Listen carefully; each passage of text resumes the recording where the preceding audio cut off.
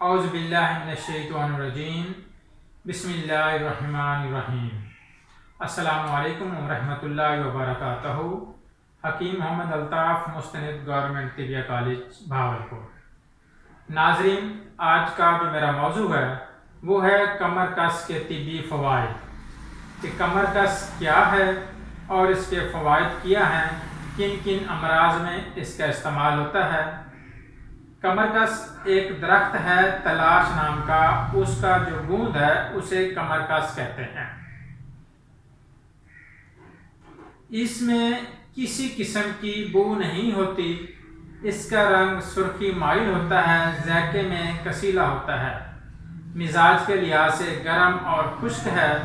صورت انزال منی کا پانی کی طرح پتلا ہو جانا یا رقیق ہو جانا، منی کے قطرے آنے کی صورت میں کمر کس کا استعمال اس مرض میں کیا جاتا ہے، کیونکہ یہ گرم خشک مزاج رکھتا ہے۔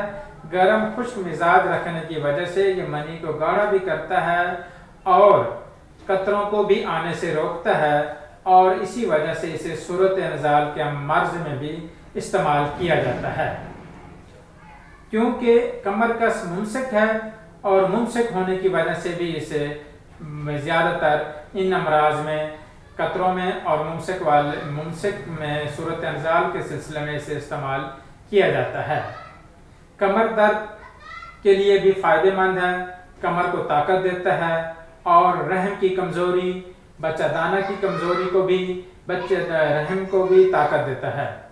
اس وجہ سے اس کو ڈلیوری کے بعد جو فیمیل کو کمزوری بہت زیادہ ہو جاتی ہے، ڈلیوری کے بعد فیمیل کو جو حلوہ وغیرہ یا پنجیری وغیرہ کھلائی جاتی ہے اس میں کمر کس کا خاص استعمال کیا جاتا ہے۔ کمر کس کا استعمال کرنے کی وجہ سے وہ رحم کو جب طاقت ملتی ہے تو وہ جسم بھی فٹ ہو جاتا ہے اور کمر درد بھی ٹھیک ہو جاتا ہے۔ سلان الرحم لکوریا کے لیے فائدہ مند ہے، محلل آرام، مدر بول اور پھوڑے پھنسیوں کے لیے بھی مفید ہے۔